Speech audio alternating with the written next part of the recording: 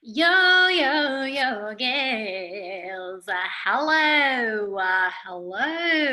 The face that I just made kind of looked like a butthole, but if you're listening to this on our podcast, you wouldn't have seen that. So you're blessed. Hey, everyone.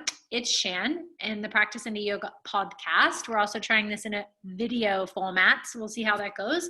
We're going to start with a brief discussion about our focus this week and then do a quick practice on our pose so you know what to expect, whether you're joining us virtually or in person.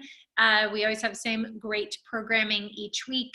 And by same, I mean it changes every week, but it's always like super amazing. So this week we are going to be talking about Bhakti yoga, or just Bhakti as a theme. Bhakti, I'm going to pull up the definition right here.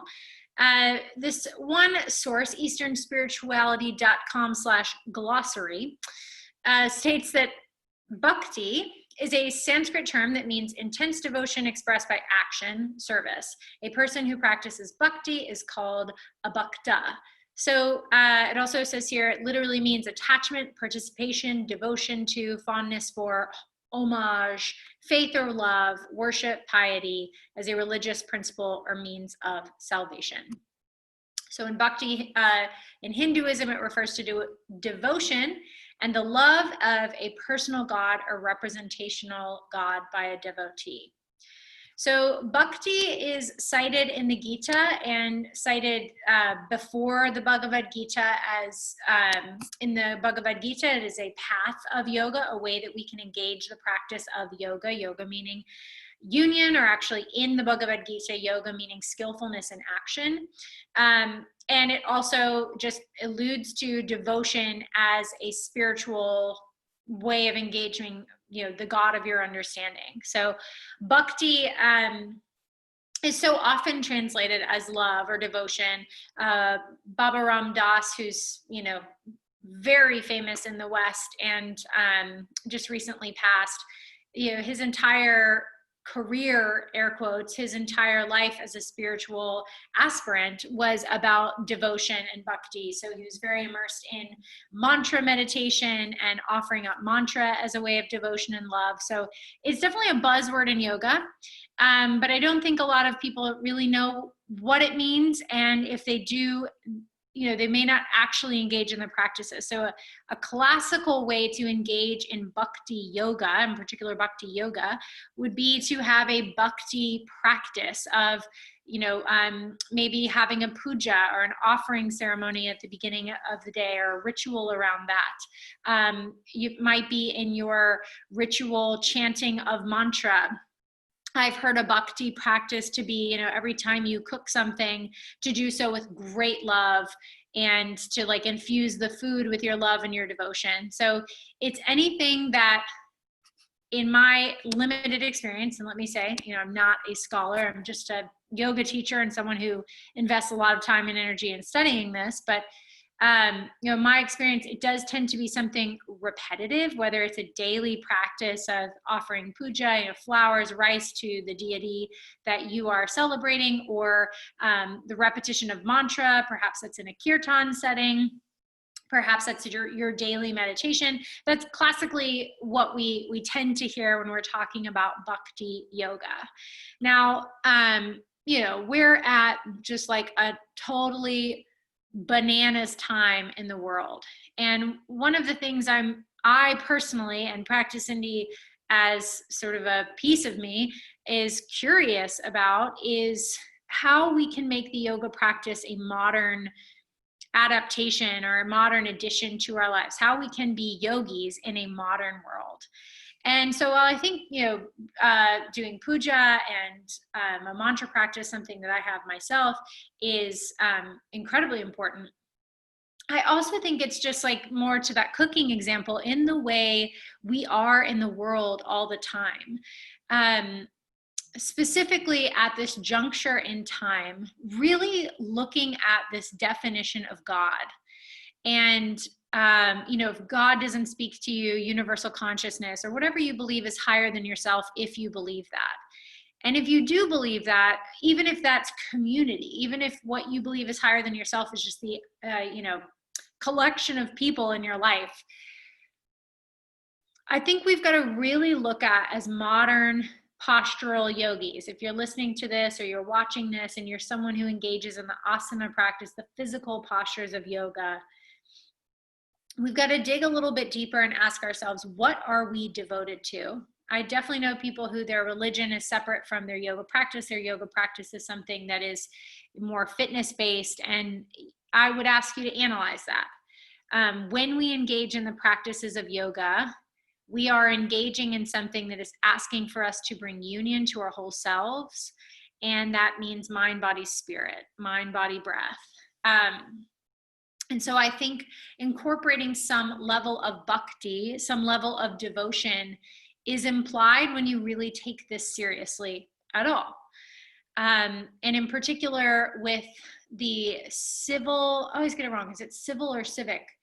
The current unrest around race, the like digging up and totally being thrust into the public eye, although it's always been there, but everybody is hopefully, or most people are hopefully, awakening to the systematic oppression in this country from white supremacy to, specifically in this moment, to Black people, but people of color in general, anyone outside of the cisgender heteronormative white Christian culture. If you are waking up to that, it is time, in my humble opinion, to infuse some sort of a bhakti practice daily, because it's either all sacred or it ain't.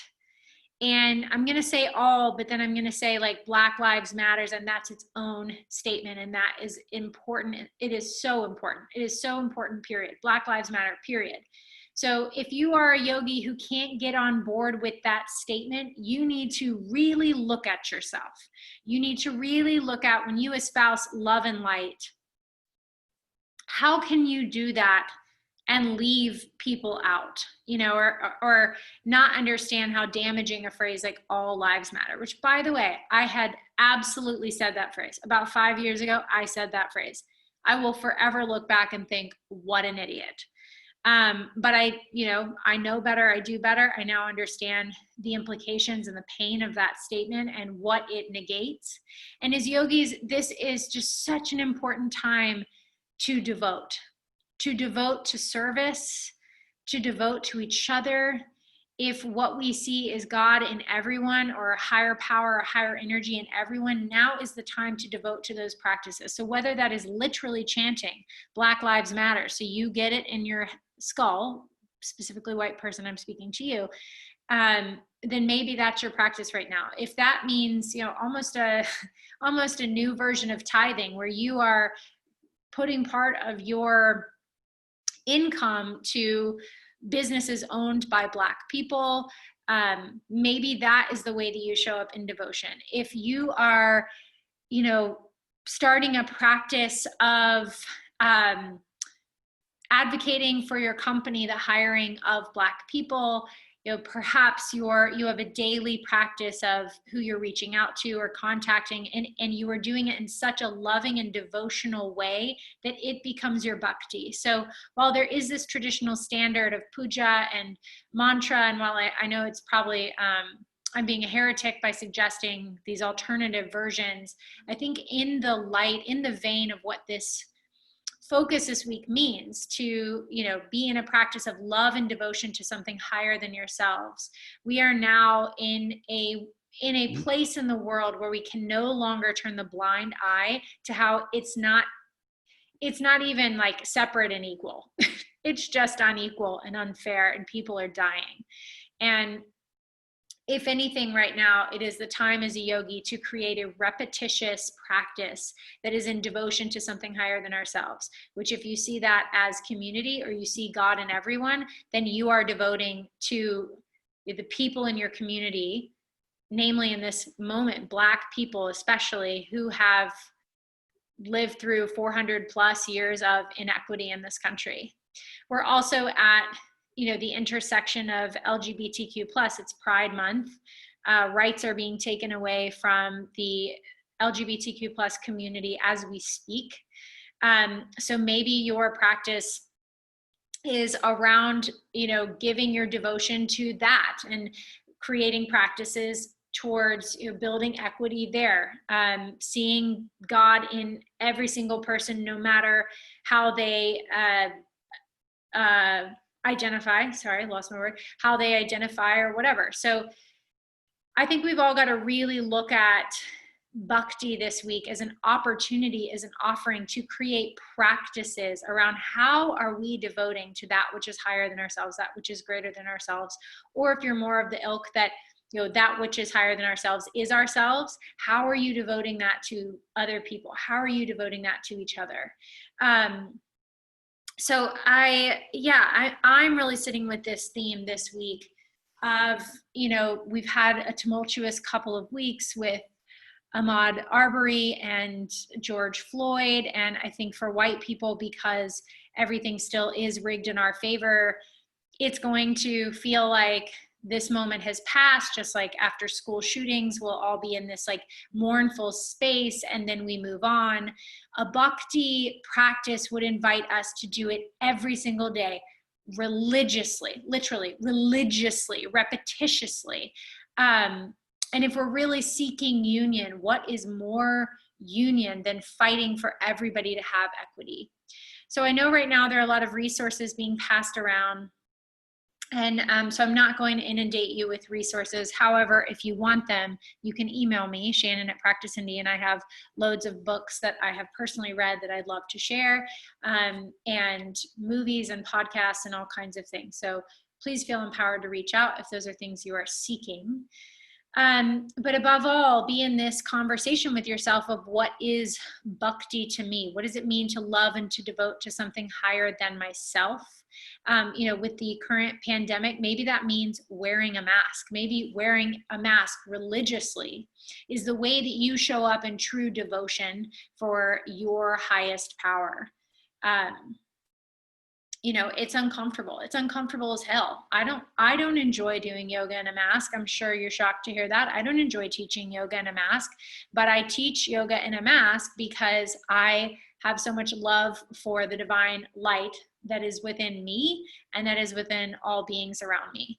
So I have taken that as part of my Bhakti practice, is to devote to others by wearing masks in public spaces. Just really sitting with what is devotion. And something that, is, I think, profound about Bhakti is often it is uncomfortable. I think about when I was a kid growing up in Alabama, I would see families praying at the dinner table. I would assume typically Christian families. Praying at the dinner table in public spaces. And I used to think, like, what a bunch of derps, if I'm being honest. And I now realize, like, what it would have taken for them to do that in a public space. Like, it is counter to sit at a table in a public space and pray before you eat your food. And that is uncomfortable. And they would do that because of their devotion and their love to the God of their understanding. So that to me has been really sticking out as like a Bhakti practice. And I understand by putting it in Christian terms, I'm culturally appropriating that. And so I don't mean to take away from this comes from Hinduism. But I do think as yogis, especially as Western yogis, we've already appropriated the hell out of this. So what we need to do is recognize where it's come from, which is India, which is Hinduism, and then meet that where we are. I'm not a Hindu, but I do believe in a higher power. I do believe that power, that higher consciousness is within me and within everyone else. And so the best way I can show devotion and I can show love and commitment to that is by sometimes doing uncomfortable things. Putting up posts about Black Lives Matters. Now, that also means that I've got to follow up with action. So when we see Bhakti in the Bhagavad Gita, it is associated with Karma Yoga, and they are put together, Karma Yoga, the yoga of action. So not only do I devote to that higher source again and again and again, but I do it so in skillful action and in conscious action. So yeah, as a studio this week, that's what we're focusing on. I highly recommend, getting curious about that.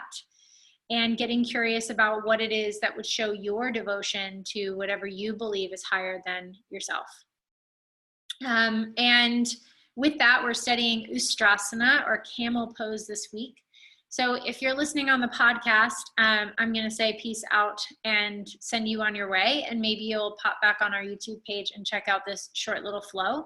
If you are watching this and you're in some kind of attire to do a yoga practice, we're just going to hop on our mats real quick and explore this posture. This is a back bend, a heart opener, and what better way to explore devotion than to open our hearts. So if you have your mat out, great. And let's go ahead and start standing on our mats.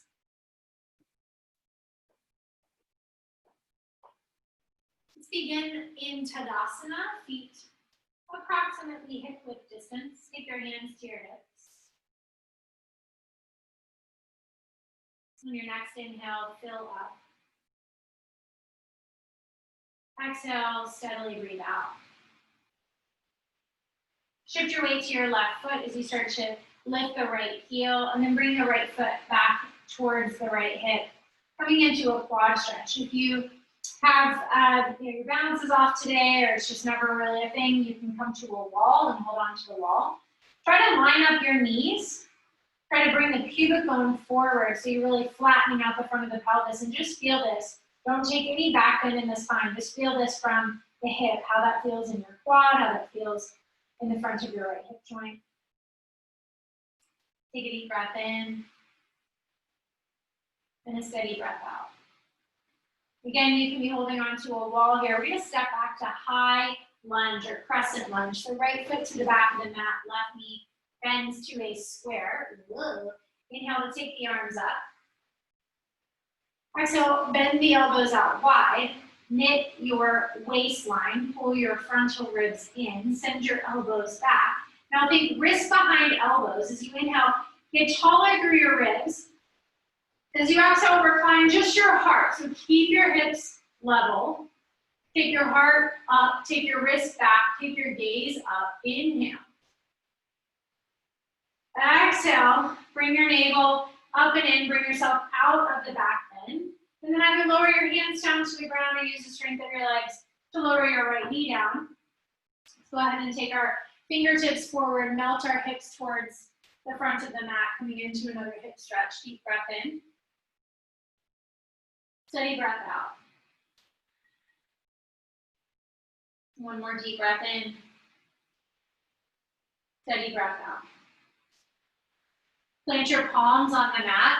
Firm down through your right leg. Sweep your left leg back, coming into a three-limb table. Give your right leg and your left hand the majority of your weight. As you inhale, reach your right arm up and back. Bend your left knee so you can grab your left foot. Kick into your foot or kick your foot away as you stretch through your right shoulder. Deep breath in and out. One more deep breath in and out. Slowly release your right hand down. Release your left knee down. Take your hands to the outer edges of your mat. Fold your mat over so that you have some padding. Let's take our first camel pose. We're going to tuck our toes underneath us and then start with just one arm. So right hand's going to go back, trying to grab our right heel. If you can't grab your right heel, you could just touch the right heel. You could also place a block on your calf. I'm going to squeeze it in between your calf and your hamstring. Place your right hand on that and reach back. Okay, so find what's accessible to you. Last option would just be to keep your right hand on your low back and stretch your left arm out. So once you find where you can comfortably be, try to keep your hips as stacked over your knees as possible without creating strain in the low back. First, take your left hand behind your neck. Lean your head into your hand. You got opening up from the upper spine as the hips stay fixed forward. Big breath in. Exhale out.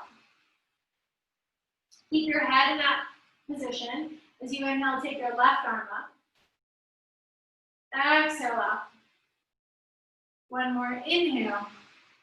As you exhale, start to sweep yourself forward, untuck your toes, Press your hips to your heels, child pose. Inhale. Exhale. One more inhale. Exhale. Take your right hand out to the side, sweep your left arm up and overhead, just a gentle side stretch. Inhale. Exhale. Inhale, sit up. Take your hands behind you, interlace your hands, stretch your knuckles back. Stay here. Inhale.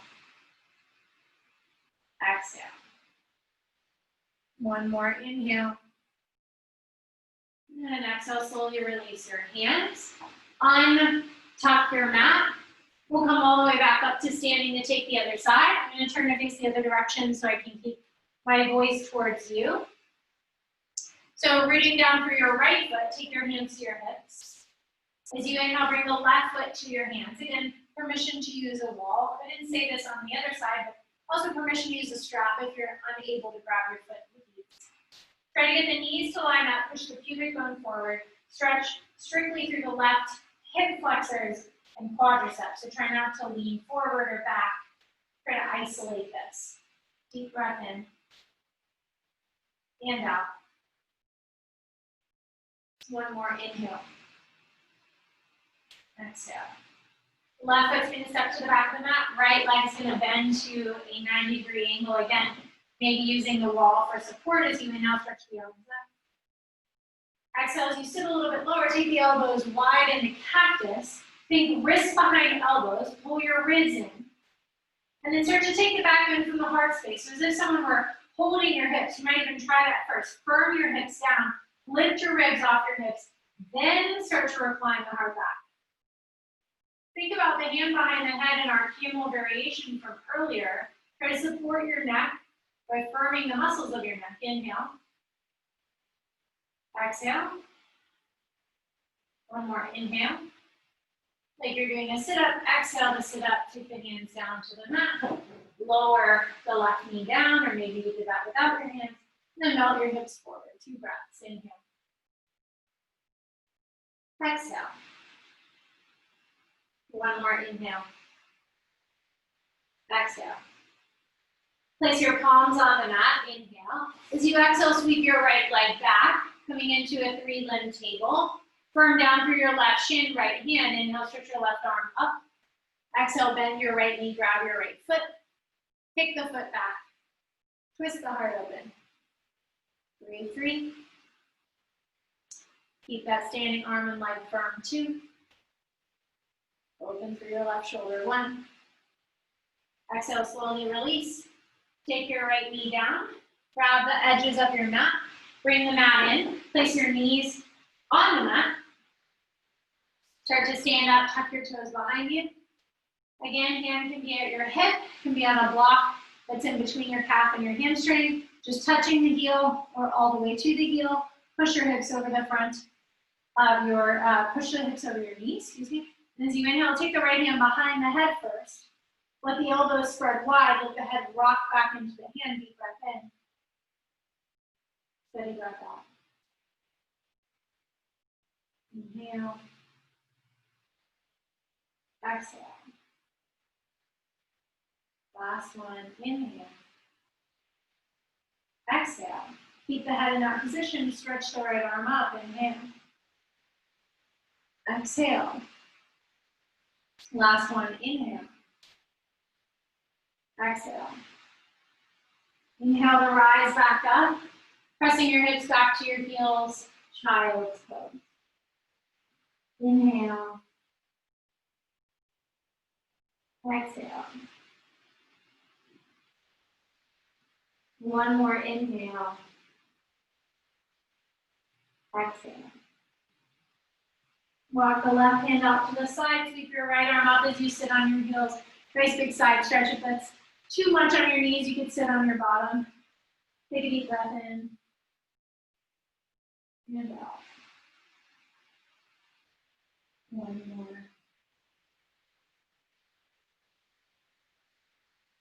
Inhale, rise back up. We're going to take one more attempt at camel. So we've done a half variation. That might be plenty for your back. You can alternate between the two sides, or we can work towards the folding. So as we come up onto our knees, I'd always recommend starting with your toes tucked, and as you become more comfortable, untuck the toes. Let's start with the hands now at our sacrum. Flip the fingers down so that the middle finger points towards the backs of the knees. Pull your elbows in. Drag your tailbone forward. Draw your pubic bone forward. Draw your tailbone down. Create length in the low back. And as you inhale, start to recline the heart first. For some of us, this might be enough. Just leaning the heart back. Maybe imagining or even trying to hold the back of the head for a second to get some support. If you're feeling like there's more space there, opportunity there to go further, you can take the hands to the ankles. If you're still feeling like that, you can do more. Dropping down to the tops of the feet. And just remembering to go to that place where you are right in the middle between effort and ease. So pain does not equal gain in our yoga practice. Awareness, consciousness, breath does. Breathe in.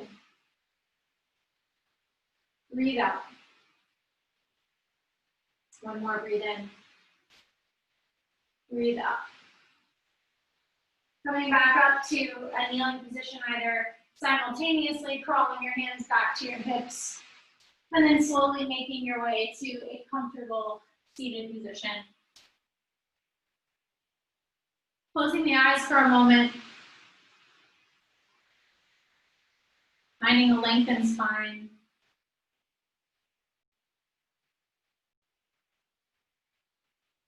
Trying to keep the heart space open.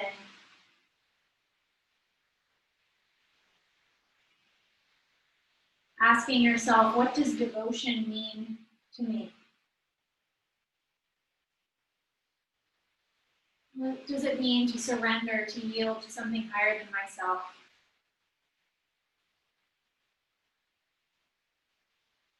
What daily practices can I initiate or maintain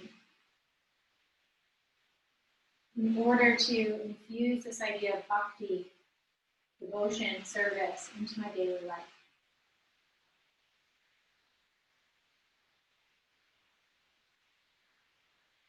With that, bring your hands to your heart center. Bow your chin towards your chest. Bow to the magnificent being that is you. Seal your practice with what you will take off of your mat from your practice today into your world. Inhale, draw the thumbs to the third eye. Bow to seal your practice. Namaste. Thanks for joining, yogis. Here's to a wonderful week.